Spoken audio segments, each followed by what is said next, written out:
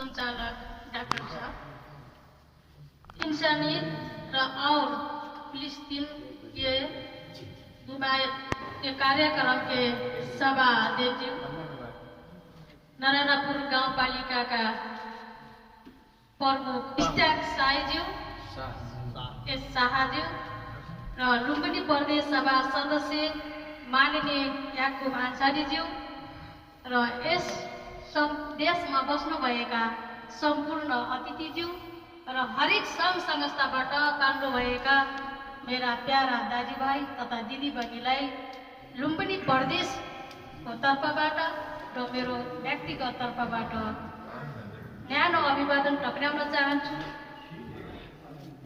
र सम्पूर्णलाई अस्सलाम पनि भन्न चाहन्छु।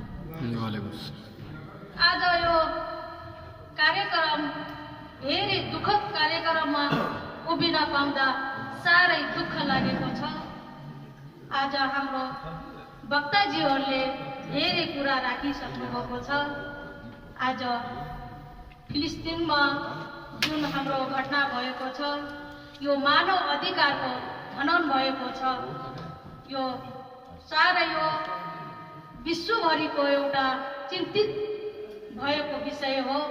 मानव भएपछि हामीहरू बाँच्न पाउनुपर्ने अधिकार हो, जन्मिन पाउने अधिकार हो, उपचार गर्न पाउने अधिकार हो। यो अधिकारबाट आज हाम्रा महिला दिदीबहिनी र बच्चाहरू पत्रकारज्यूहरू आज वञ्चित भएर आज मृत्यु हुन पुग्नुभएको छ। उहाँ मृत्युको शान्तिको लागि, चिर शान्तिको लागि म हार्दिक श्रद्धाञ्जली पनि व्यक्त गर्न चाहन्छु।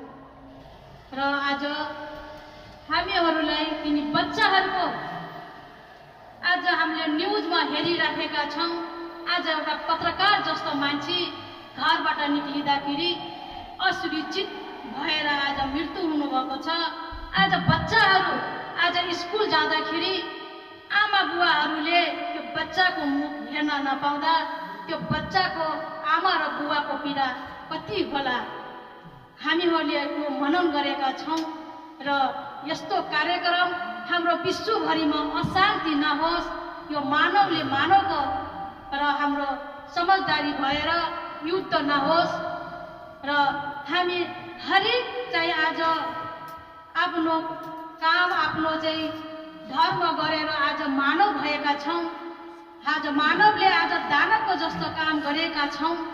यो अल्लाह पाकलाई भन्न चाहन्छु कि हाम्रो सम्पूर्ण मानवको जस्तो उहाँको आत्मामा बसोस् भन्ने कुरा पनि राख्न चाहन्छु।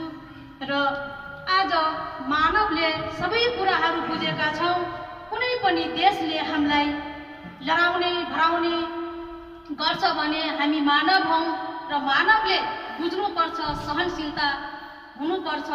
र हाम्रो देशलाई किन लडाइराखेको छ, यो एउटा देशहरू बसेर राष्ट्रियताका राज्यहरू बसेर त्यो शान्ति देश बनाउनुपर्छ भन्ने मलाई लाग्दछ। हामी नेपालबाट हामीले के गर्नुपर्ने हो त्यो हामी सहयोग पनि गर्न चाहन्छौँ। र धेरै दुःखको कुराहरू आज यो कार्यक्रममा बस्दाखेरि सायद हाम्रो नारायणपुर हाम्रो प्रमुखज्यूको आँखाबाट आँसु पनि आएको छ।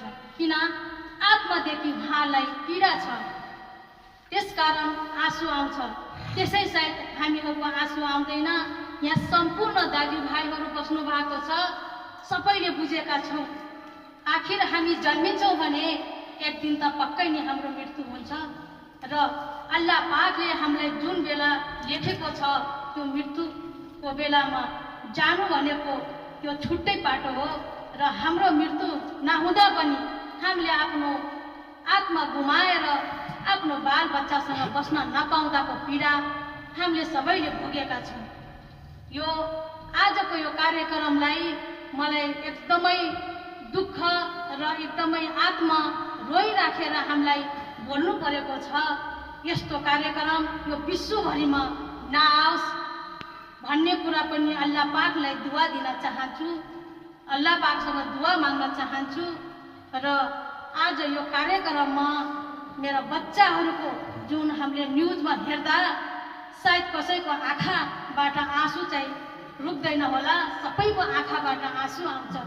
त्यो बच्चाको सोच, त्यो आमाको सोच, त्यो बुबाको सोच, आज मैले बच्चालाई कस्तो बनाउँछु भनेर उनले जुन सोचेका थिए, जुन बच्चाले आमालाई गुमाएका छन्, जसले बाउले चाहिँ छोरा छोरीलाई गुमाएका छन्, त्यो पीडा कुनै पनि देशमा नआओस् भन्ने कुरा राख्दै र यो जुन आज यो युद्ध भएको देशमा शान्ति मिलोस् भनेर अल्लाह पाकसँग म दुआ माग्छु र दुआ माग्दै मेरा 2 शब्द यही टुङ्गाउँछु। धन्यवाद। अस्सलाम वालेकुम। जय नेपाल।